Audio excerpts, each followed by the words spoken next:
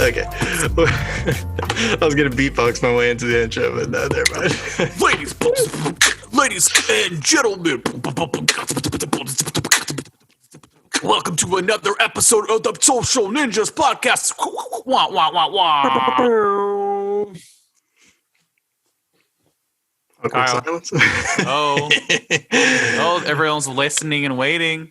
Hello, everyone listening and waiting. I am your co-host, Kyle. Join with me, as always, Jeremy.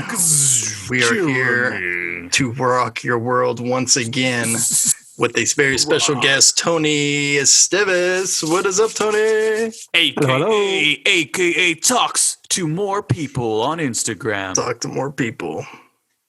Oh yeah, talk your to more guys' people. usernames are very similar. Talk to more people, and Jeremy talks to strangers.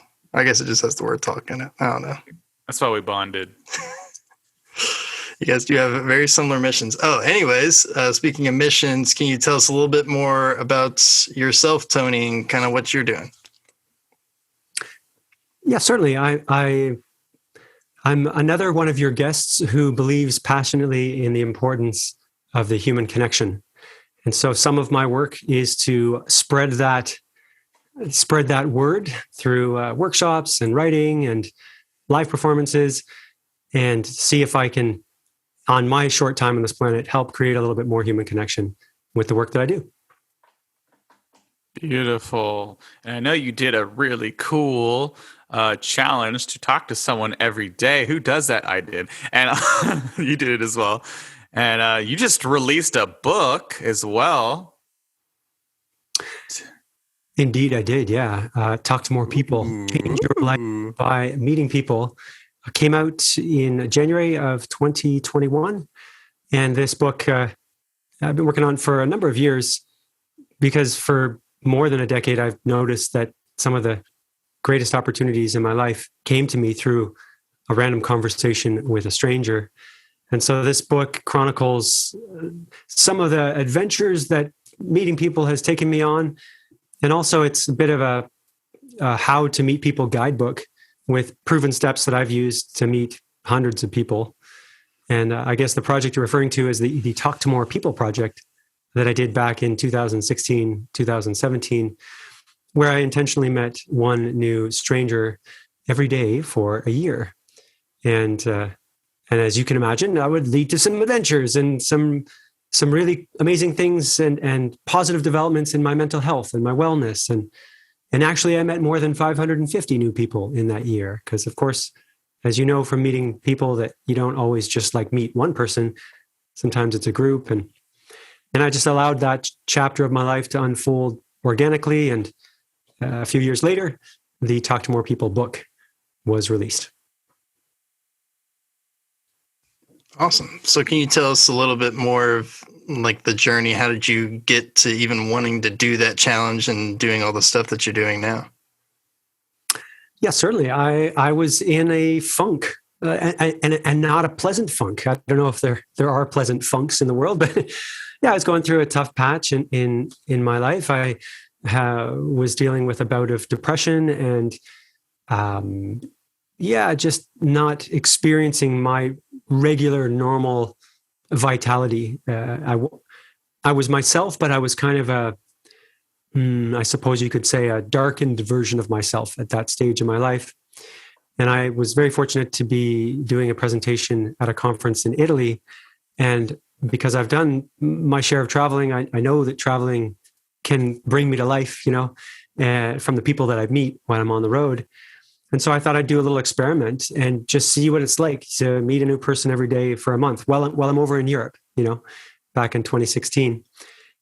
And I thought I'd write about it, blog about it. And that came up as initially as a 30-day challenge, because I've done all kinds of 30-day challenges and usually gotten really impressive results.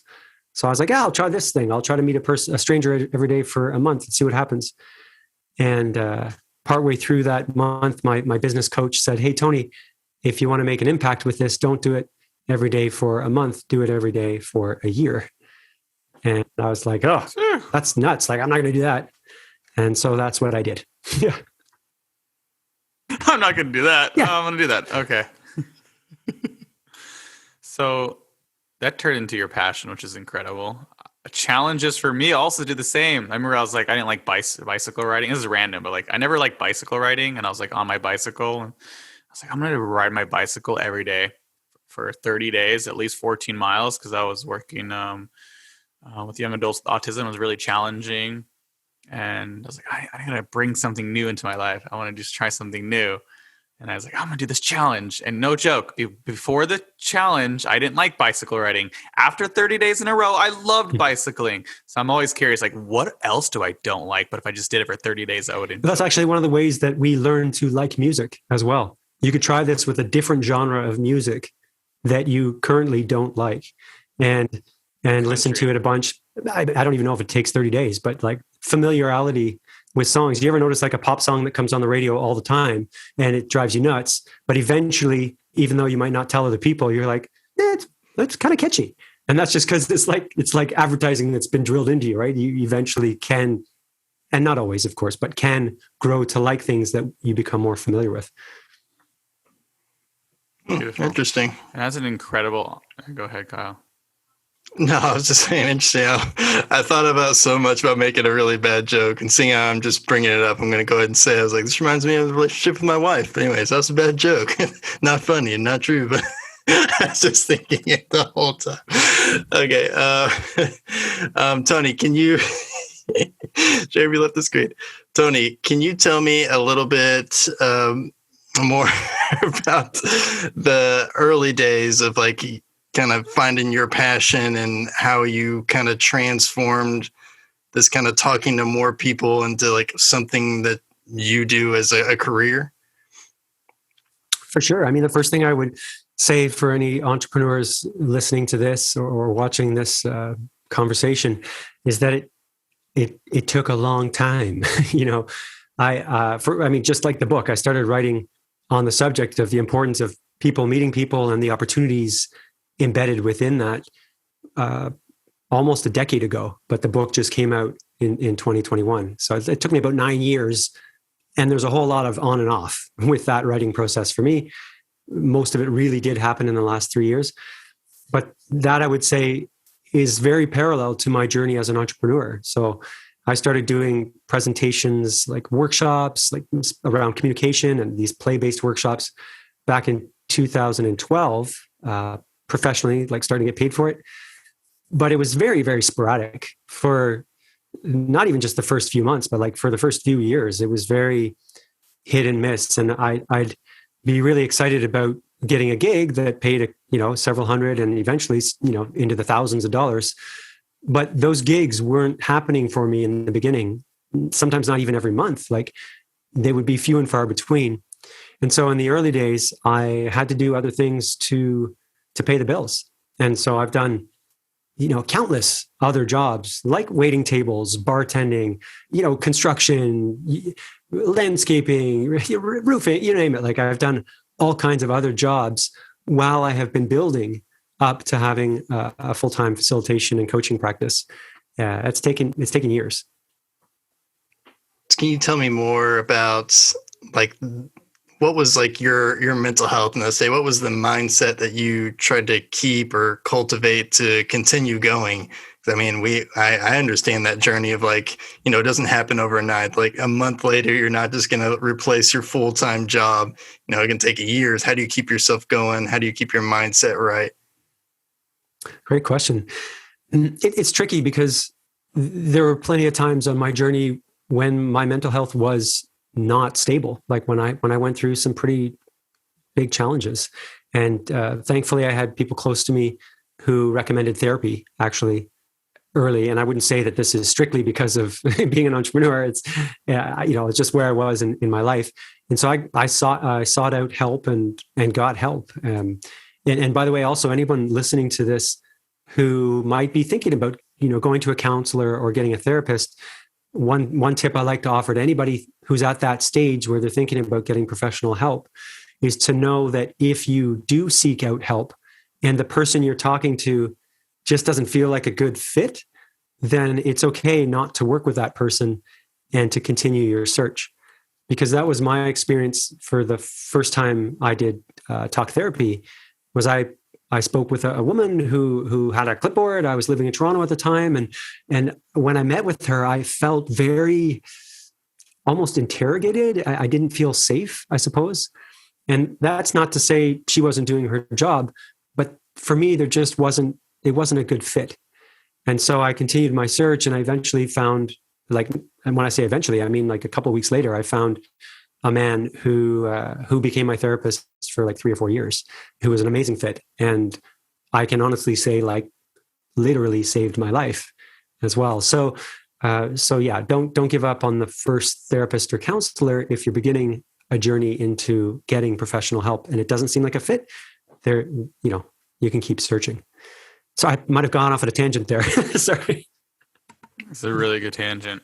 Yeah, I'm glad you said that, because I think my first 3 or 4, they weren't good fits, but I eventually found one too that worked well for me. So yeah, I'm glad that you said that. Wonderful. I think connecting with a person is really important. Even like because I'm a coaching, like sometimes it's just the fit. Like I'll have a new client. They're like, "Well, what kind of coach are you again?" And I'm like, "Oh, I'm a mindset performance coach." And they're just like, "Oh yeah, they just connected with me as a human being." People always overanalyze, like, "What kind of coach should I say I am?" That's a lot of times it doesn't really matter. Yeah, and I used to.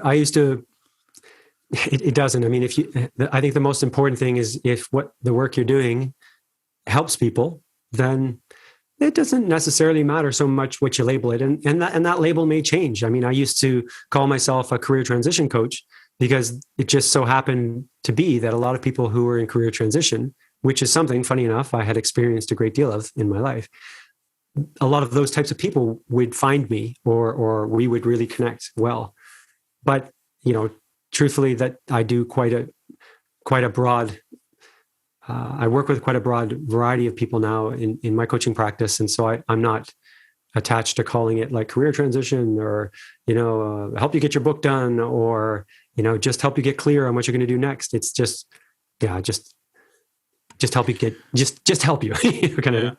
My next question I have to ask, because, just part of how the cookie crumbles.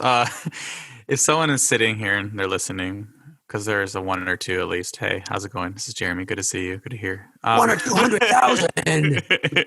1 million. And they're thinking, how do I connect with more people? Tell them. Well, what a fantastic question. I think it starts with a little bit of mindset work, which I'm sure you're quite familiar with there, Jeremy. And just initially being open to the reality that connecting with new people is much harder to do in our minds than it is out there in the real world. And that there's volumes of research to prove that we dramatically underestimate how people will think of us when we create an interaction with a stranger. Like we think that we're going to be really annoying someone when we interrupt them and say hello.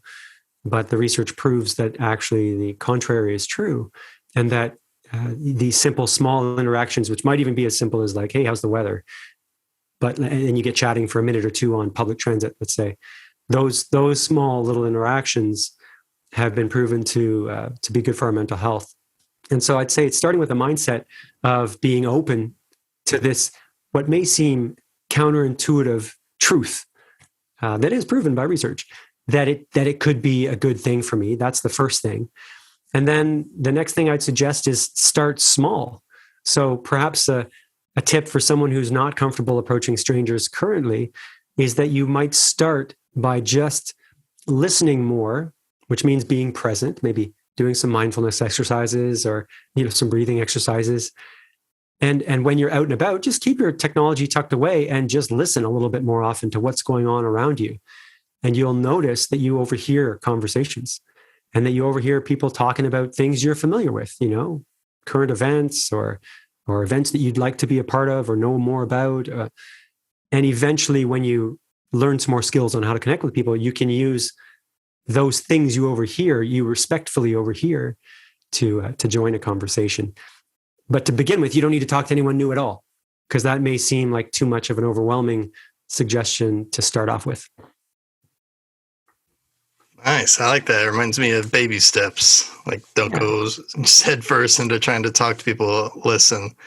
I was going to ask, how do you go about choosing who you like, or in the past when you're doing this challenge, how did you go about choosing who you wanted to meet? Was it the overhearing thing of kind of just sitting there and listening to what people were saying, or did you just pick someone at random? How did you go about that?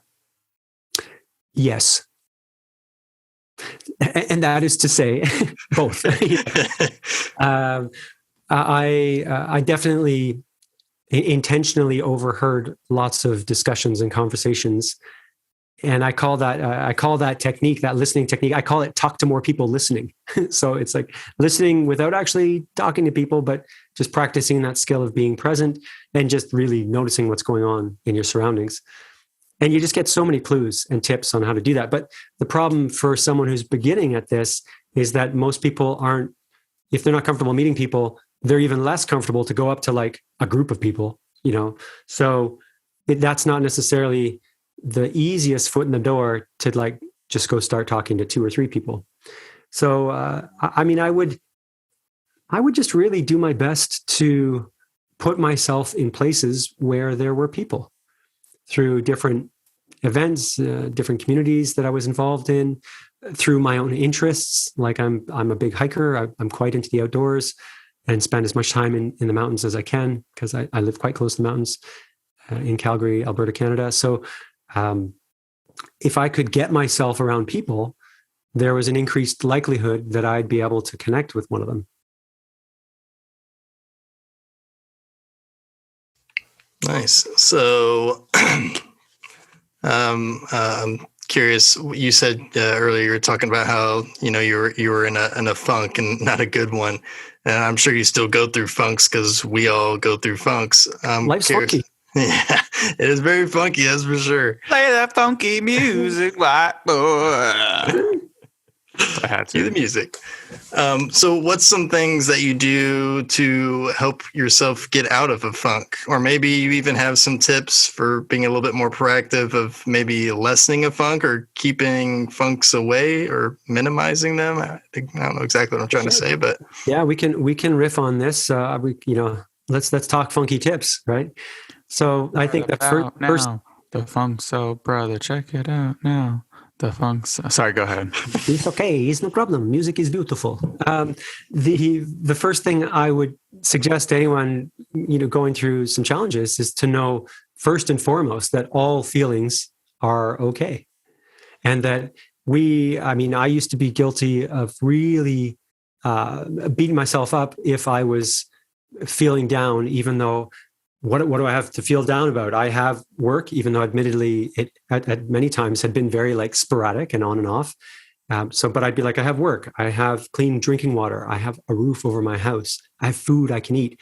Like, who am I to be stressed out and upset about whatever the case may be, unstable finances, or just being in a mood where you just don't feel like doing your work. But the truth is, we all have permission to feel things. And so, there's a big self-acceptance piece, I think, when you're going through a challenge, that can be really beneficial, just to know that it's okay if you're feeling awful. And sure, it's not going to be pleasant, and we would typically wish that it's not going to be permanent, but all feelings really are okay. And I firmly believe that. And that, you don't have to deal with all the struggles that life is going to throw at you on your own. And so that might mean reaching out to a partner, or to a family member, or to, as we were talking about, like possibly a counselor or a therapist, but being okay with asking for help, even if you're one of those really stubborn people, as I have been guilty of as well in the past, who's not used to asking for help. That's another tip I would suggest, is that you acknowledge, oh, hey, this has been going on for a while. Maybe I should let someone help me. Because typically there are people already knocking on your door saying, hey, can I do something for you? Hey, what's up? Hey, how come you haven't come out in a couple of weeks? And so we can answer those calls and say, yeah, I'm going through a funk, and here's what's going on. And what do you know, talking about it can be extremely cathartic as well, particularly if you're not the type of person who would normally, share so vulnerably with someone else. Yeah, I think Kyle and I both resonate with the type of person who doesn't ask for help historically. Historically, yeah. Mm-hmm. Keyword. Mm-hmm. So, yeah. So you release this book in January. Yes. What's next for Tony Esteves? Well, I keep telling myself that I've got to do some marketing for the book, because there are all these wonderful digital tools that we have access to nowadays to help us get our product, our things, our ideas in front of people. And I've been advised on all these different things I could do to get more visibility on my book since I launched it. And for some reason, I just haven't gotten around to it because I've been busy with facilitation work and coaching, which I'm really passionate about. And that's one thing that is on my to-do list, is to do some formal marketing. But I mean, I'm also kind of not in a rush, because now that piece of work is done, it's just this handy resource that's available worldwide online, and people can find it. Or if I do a workshop or some kind of a session, I can direct people to it if they're interested, and they can have access to it. Just this morning, I got a note where someone sent me a picture of them reading my book on a beach in Denmark. And I was like, that's amazing. Like, now my book is sold in 11 countries. And I'm like, that's really kind of cool, It's really cool. Yeah. But I mean, practically speaking, what is next for me is I'm, as I said, I'm doing more coaching, one-on-one coaching, which I'm finding extremely nourishing for my soul. And I'm putting together a little online course to go along with the Talk to More People book, to support people who want to learn how to meet people, like face to face in IRL, like in the real life. That's not real. No way. Yeah, can you imagine? And so that's a bit of what I'm working on these days. Nice. So, I'm also curious, do you have a morning routine or ritual that you go through on a daily basis? Indeed, I do. First of all, I wake up and I drink a big old glass of water, because we all get dehydrated in our sleep. And then I do a gratitude practice, like a journaling, like a handwritten journaling process that involves setting an intention for the day. And usually there's a whole paragraph on things that I'm grateful for, which can be little tiny things, and they can also be really, really big, profound things. And yeah, as I said, set an intention and write out a list of 3 things that I'm definitely going to accomplish in the day. And then 3 things that I definitely want to accomplish in the day, but they might be, bigger things like that. And then I close that little writing process with a note, something to the effect that I'm sending this off, to spirit, to God and the universe. And I know and accept that whatever will be, will be. And I find, and I do that, I'd say on average 5 days a week. I don't always do it every day of the week, but when I do that, those tend to be the more fluid days, by just having, like a 10-minute spiritual practice in the morning. And I've also done yoga every single day this year. And that's been really, really excellent. Of course, not only for flexibility, but for calming the mind. And when I say I do yoga, I don't mean I've done like a whole hour of yoga. I mean, I throw on like a 5 or a 15-minute yoga video on YouTube, and my partner and I, we stretch it out. It's not super long, but the consistency of regularly doing it has led me to some great results in terms of my physicality, so that's another part of my spiritual practice. But that, for me, that usually happens more in the evening. Didn't you meet your partner from your Talking to Stranger Every Day challenge? I did indeed. Yeah. Oh, cute. We met at an event, like a house concert sort of meditation type of thing. And we met over the food. We got chatting, and I was feeling nervous and geeky because I hadn't been dating for many months. And somehow she let me take her phone number. And a couple of weeks later, we went out, hit it off. and we've been happily together for more than 4 years now. Wow. That was day 305 of the Talk to More People project. So just about 2 months before the end of it. Wow. Wow. Well, I was going to ask what was the best thing that came out of that, but I think I know the answer. Yeah, at least I hope absolutely. that's the answer.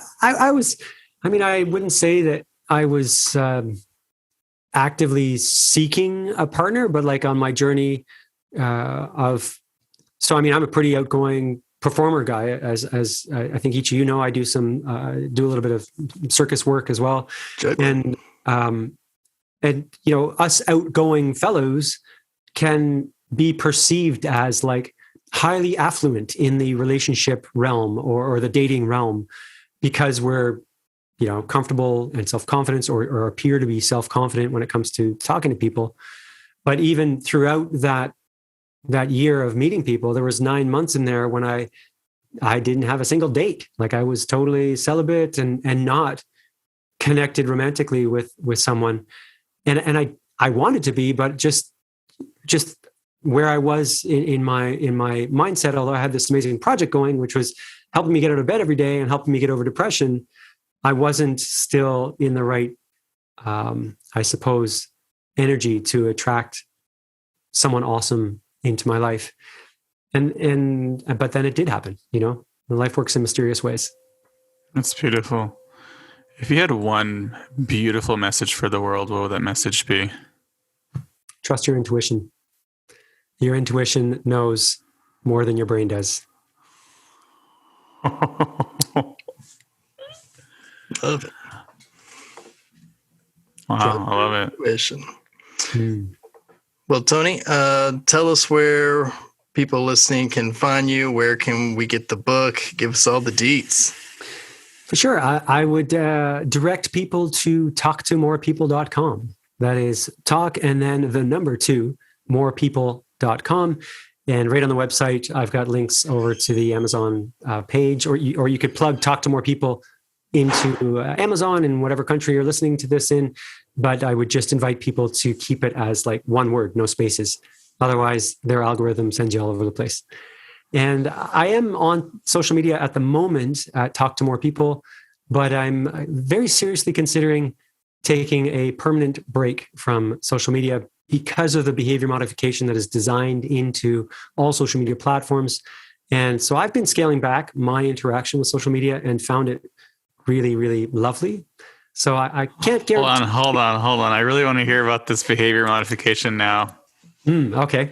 Well, have you ever noticed when you're on, when you're on social media that,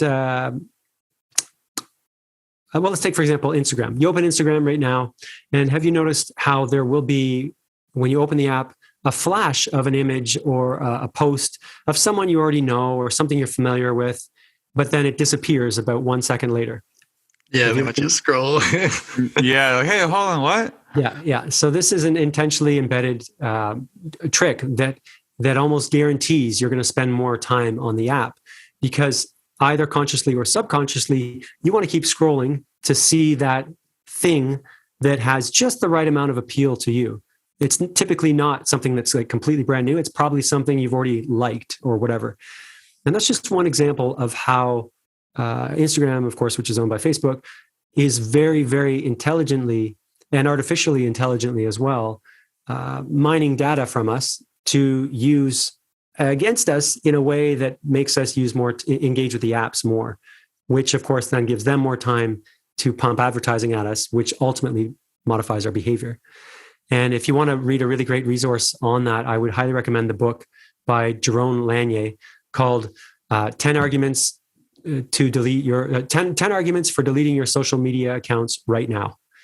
And he's one of the key players in the Netflix documentary, The Social Dilemma, which puts forward a very compelling argument as to, if you're going to use social media, just be aware that you're being manipulated and you're being sold, and they're not the most ethical people behind all these big companies at the moment. So taking a break or taking your time completely off the social media accounts might be really a good choice for your mental health. And so, yeah, that's why I'm not particularly directing people there, because I'm not there that often anymore. And I am very seriously considering pulling the plug altogether. And I'll be like, hey, you want to get in touch with me? Send me an email, give me a call, come to my website instead. I'm not gonna lie. Part of my brain's like, if you delete social media, it might be harder to promote your book. Yes and no. I mean, how much am I doing promoting my book at the moment with social media? I sell more copies of my book by the strangers I meet in my day-to-day life than I do through anything I do on social media. So I've had a lot of fun in social media. I've put up tons of videos. I'm super grateful that I've been able to share lots of my hikes and my mountain adventures with people. That's gratifying and that's fun.